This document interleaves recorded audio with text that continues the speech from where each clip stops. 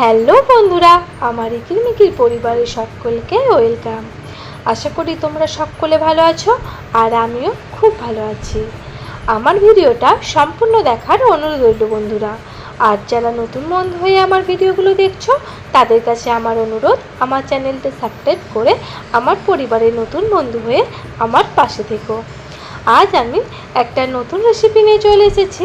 আজ আমি বানাবো গ্রাম বাংলার হারিয়ে যাওয়া বর্ষাকালের জনপ্রিয় পোড়াল ছাতুর রেসিপি।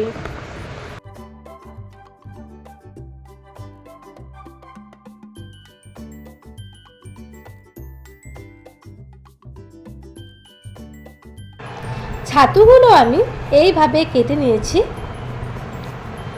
এবার আমি ছাতুগুলো জল দিয়ে বারবার ভালো করে ধুয়ে নেব।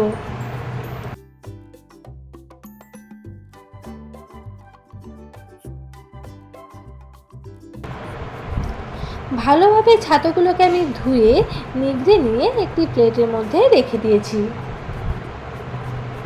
এদিকে দেখো বন্ধুরা, আমি গ্যাস অন করে ওভেনের মধ্যে একটা কড়াই বসিয়ে নিয়েছি। কড়াইয়ে দিয়ে দিচ্ছি সর্ষের তেল। তোমরা চাইলে সাদা তেলও ব্যবহার করতে পারো। এবার আমি তেল গরম হয়ে গেলে দিয়ে দেব কুচিয়ে রাখা পেঁয়াজ।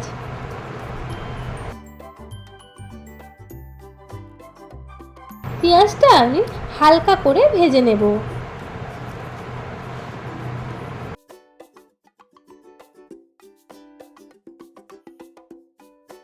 অন্য একটি পাত্রে আমি নিয়ে নিয়েছি সাদা সর্ষে, কালো সর্ষে আর কাঁচা লঙ্কা।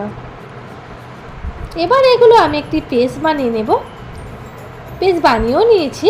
এর মধ্যে দিয়ে দিচ্ছি আমি জিরে গুঁড়ো, হলুদ গুঁড়ো। এদিকে পেঁয়াজটা হালকা ভাজা হয়ে গেছে। এবার আমি দিয়ে দিলাম সরু সরু করে কেটে রাখা আলু। আলু আর পেঁয়াজটাকে আমি আবারও একবার ভেজে নিচ্ছি।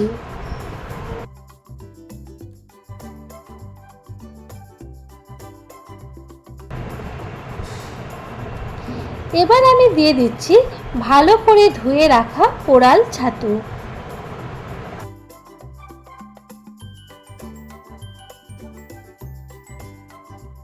আবারও আমি নেড়ে চেড়ে আলু আর ছাতুটাকে ভালোভাবে ভেজে নেব।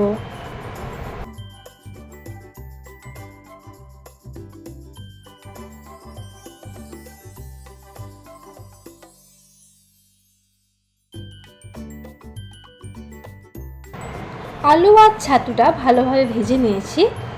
এরপর আমি দিয়ে দেব কুচিয়ে রাখা টমেটো।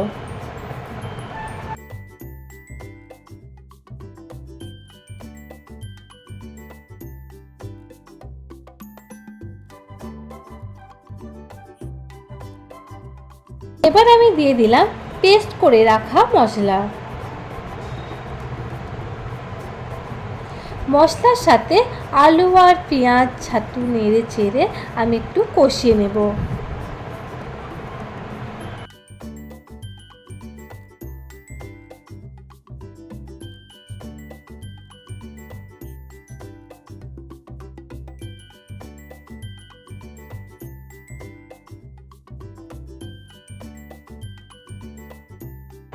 কষানো হয়ে গেছে।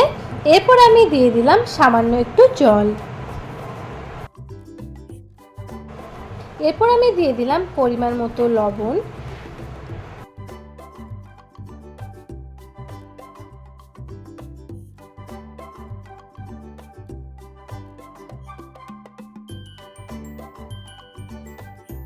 এবার আমি তরকারিটা ফুটিয়ে ঘন করে নেব।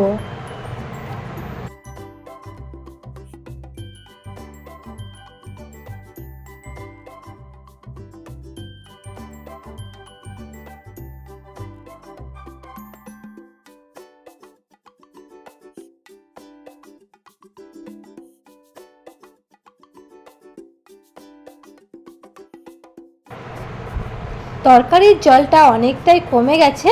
তরকারিটা একটা মাখো মাখো ভাব এসে গেছে। তৈরি হয়ে গেছে পোড়াল ছাতুর রেসিপি।